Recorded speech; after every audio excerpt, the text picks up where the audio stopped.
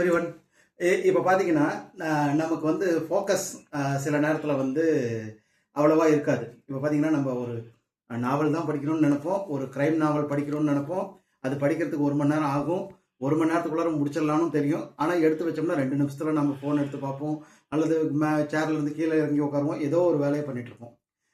அப்படி பண்ணுறதுனால என்ன ஆகுதுன்னா, பிரெயினுக்கு காலப்போக்கில் இவன் வந்து ஒரு அரை மணி நேரத்துக்கோ அல்லது 1 மணி நேரத்துக்கோ கண்டினியூவாக ஒரு ஒர்க் பண்ணுறது இவனுக்கு பிடிக்கிறது இல்லை போல இருக்கு. ஸோ அதனால் நம்ம என்ன பண்ணலாம்னா, இதே மாதிரி நம்ம இவனுக்கு செஞ்சுக்கிட்டே இருப்போம், இதுதான் அவனுக்கு பிடிச்சிருக்கு அப்படின்னு சொல்லிட்டு நம்ம பிரெயின் வந்து நினச்சிக்கிட்டு அதே மாதிரி செய்யுது அப்படின்னு சொல்கிறாங்க. அதாவது டொபமைன் அப்படின்றதுனால.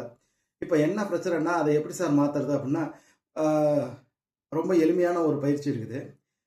என்ன அப்படின்னா, ஒரு ஒரு ஒரு ஒர்க்கை எடுத்துகிட்டு அதில் வந்து ஃபுல் கான்சன்ட்ரேஷன் பண்ணுறது. இப்போ உதாரணத்துக்கு சொல்லணும்னு வைங்களேன், இப்போ நாம் வந்து நம்மளுடைய மனைவியோ அல்லது நம்ம நண்பர்கள்ட்டையோ பேசும்போது ஃபோனை கீழே வச்சுட்டு டிவி பார்த்துருந்தோம்னா டிவி ஆஃப் பண்ணிவிட்டு அவங்க முகத்தை பார்த்து அந்த புதுசாக கேட்குற மாதிரி அந்த விஷயத்தை கேட்க ஆரம்பிக்கிறோம்.